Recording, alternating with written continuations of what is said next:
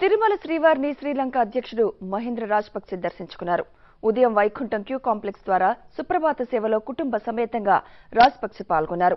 అనంతరం రంగనాయక మండపంలో స్వామివారి చిత్రపటం, నూతన సంవత్సర డైరీ, క్యాలెండర్తో పాటు తీర్థ ప్రసాదాలను టీటీడీ జేఈఓ శ్రీనివాసరావు రాజపక్సేకు అందజేశారు.